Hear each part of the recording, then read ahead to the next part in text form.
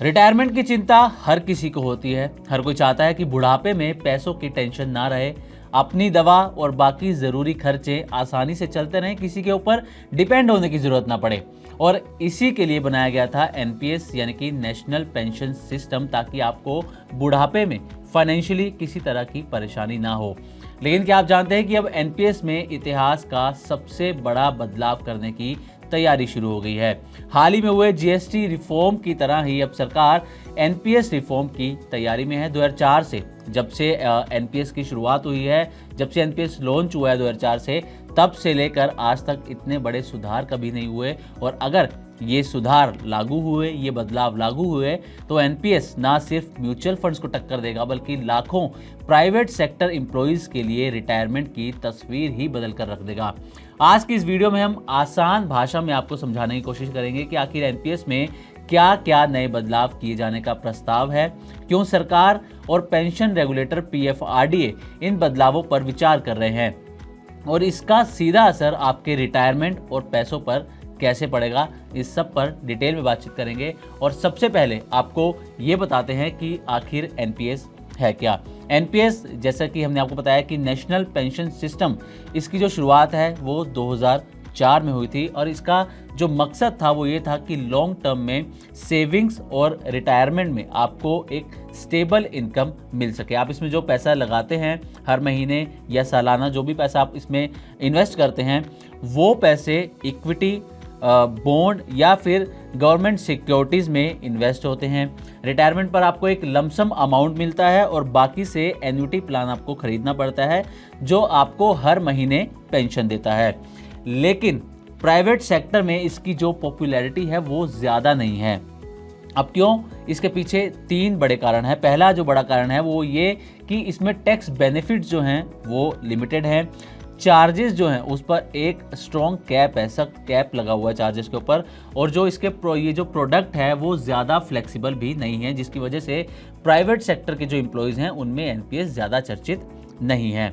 अब आते हैं कि जो फंड मैनेजर्स हैं, या फिर ये कहें कि जो पेंशन फंड मैनेजर्स एक्चुअली जिन्हें कहा जाता है पीएफएम, वो क्या बदलाव चाहते हैं, क्या रिकमेंडेशंस उन्होंने दी हैं, प्रस्ताव में क्या कहा गया है, तो इस पर एक बार नज़र डाल लेते हैं।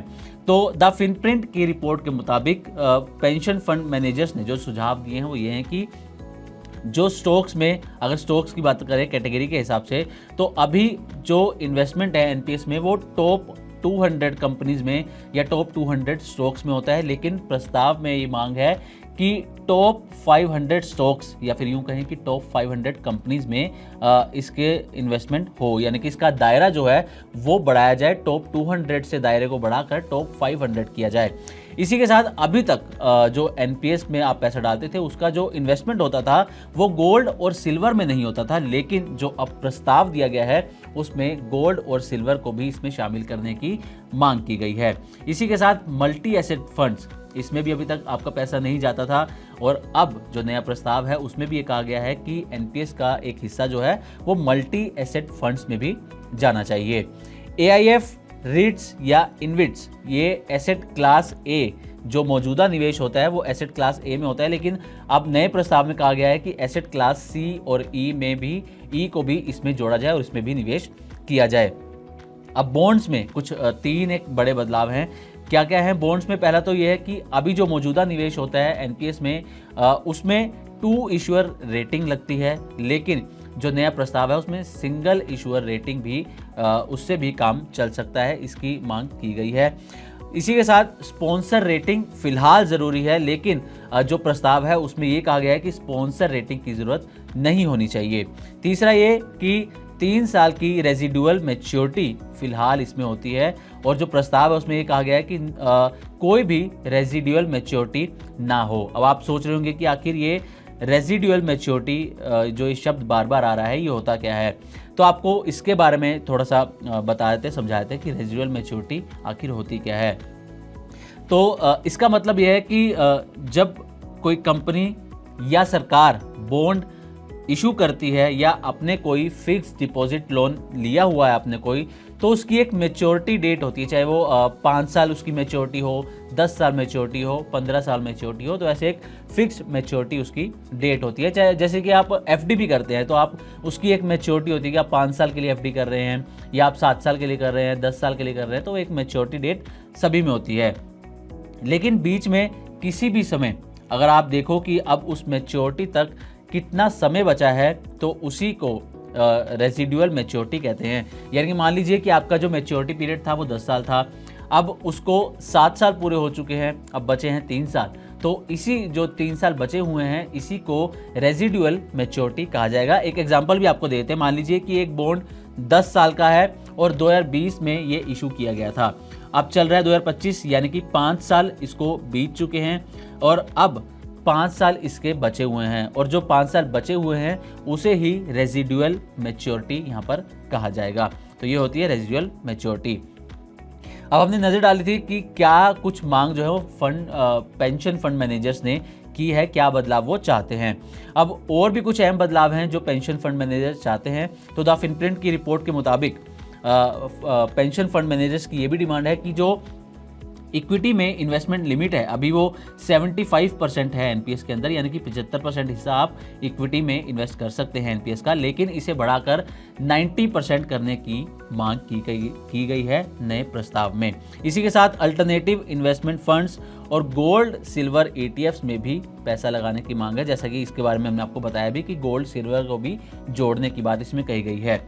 इसके साथ ही 35 से 55 साल वालों को ज़्यादा फ्लेक्सिबिलिटी देने की भी यहाँ पर बात की जा रही है। इसके साथ ही मल्टी एसेट फंड्स, जैसा कि हमने आपको अभी बताया था, मल्टी एसेट फंड्स लाने की बात है जिनमें इक्विटी, डेट, गोल्ड, सिल्वर, इन सभी का जो है एक कॉम्बिनेशन होगा।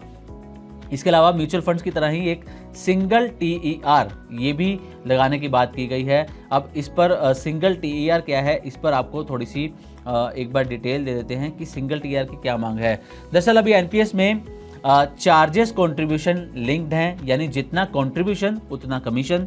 अब प्रपोजल है कि म्यूचुअल फंड्स की तरह ही एक सिंगल टीईआर यानी कि टोटल एक्सपेंस रेशियो ये लगाया जाए, और ये जो टीईआर है ये लगभग 0.5% से 0.6% एएम के हिसाब से हो सकता है। तो इससे फ़ायदा क्या होगा? इससे फ़ायदा ये होगा कि ट्रांसपेरेंसी बढ़ेगी और सब्सक्राइबर्स को कोस्ट समझने में एक आसानी यहाँ पर मिलती हुई नजर आएगी। इसी के साथ ही एन्युटी की तरह एन्युटी की जगह पर जो एन्युटी प्लान हम खरीदते हैं इसमें उसकी जगह पर सिस्टमेटिक विड्रॉल प्लान ये लाने की बात कही जा रही है।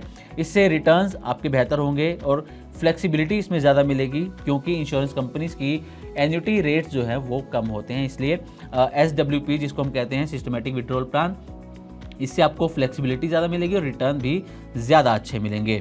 अब इस पर एक्सपर्ट्स की क्या राय है, अलग अलग एक्सपर्ट्स की आपको एक बार राय बता देते हैं कि वो क्या कहते हैं इसके ऊपर। तो द फिनप्रिंट की रिपोर्ट के मुताबिक HDFC पेंशन फंड के CEO श्रीराम अय्यर, इनका कहना है कि इक्विटी में इन्वेस्टमेंट लिमिट 75% से बढ़ाकर 90% होनी चाहिए। साथ ही AIFs यानी कि अल्टरनेटिव इन्वेस्टमेंट फंड्स, इनको और गोल्ड सिल्वर ETFs को भी एनपीएस के दायरे में लाना चाहिए, एनपीएस में जोड़ना चाहिए।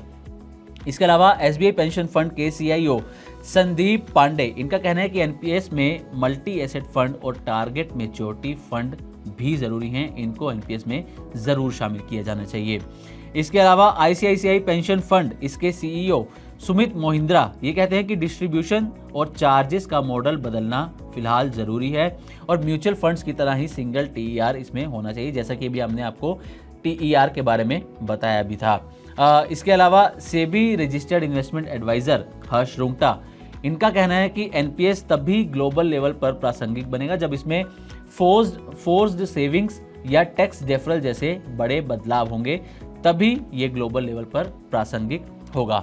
अब इस पूरी कहानी का ये जो पूरे बदलाव जो प्रस्ताव दिया गया है, जो प्रपोजल है, और अगर ये बदलाव होते हैं इसका ये निष्कर्ष क्या निकलता है, तो इसका निष्कर्ष ये निकलता है कि अगर ये बदलाव लागू हुए तो ये 2004 जब से एनपीएस लागू हुआ है उसके बाद सबसे बड़े बदलाव होंगे इसके इतिहास के, यानी कि करीब करीब 21 साल इसकी शुरुआत को हो गए हैं। सबसे बड़े बदलाव होंगे, सबसे बड़ी क्रांति भी ये हो सकती है। इससे क्या होगा कि इसमें आपको ज़्यादा फ्लेक्सिबिलिटी मिलती हुई नजर आएगी, ज़्यादा इन्वेस्टमेंट ऑप्शंस होंगे और साथ ही ज़्यादा ट्रांसपेरेंसी भी आपको इसमें देखने को मिलेगी। प्राइवेट सेक्टर एम्प्लॉयज़ और मिडिल क्लास इन्वेस्टर्स के लिए ये म्यूचुअल फंड जितना ही कॉम्पिटिटिव बन सकता है। लेकिन इसमें कुछ सवाल भी हैं। इसमें सवाल यह है कि क्या सरकार इन सुधारों को जल्दी मंजूरी देगी और क्या इन्वेस्टर्स एनपीएस में फिर से वैसा ही भरोसा दिखाएंगे जैसा उनका पहले शुरुआती समय में भरोसा देखने को मिला था। तो इन सवालों का जवाब तो वक्त ही देगा, लेकिन इतना पक्का है कि इससे आपकी जो रिटायरमेंट की तस्वीर है, अगर ये बदलाव होते हैं तो वो पूरी तरह से बदलने वाली है। हालांकि देखना ये होगा कि सरकार कब तक इन बदलावों को मंजूरी देती है। तो उम्मीद करते हैं कि एनपीएस और इसमें जो बदलाव की मांग की जा रही है, इस पर हमारी तरफ से दी गई जानकारी आपको अच्छी लगी होगी। इसी तरह की और भी वीडियोस के लिए देखते रहें मनी9 और सब्सक्राइब करें हमारे चैनल। साथ ही बिजनेस और पर्सनल फाइनेंस से जुड़ी तमाम खबरों को आप हमारी वेबसाइट money9live.com पर भी पढ़ सकते हैं।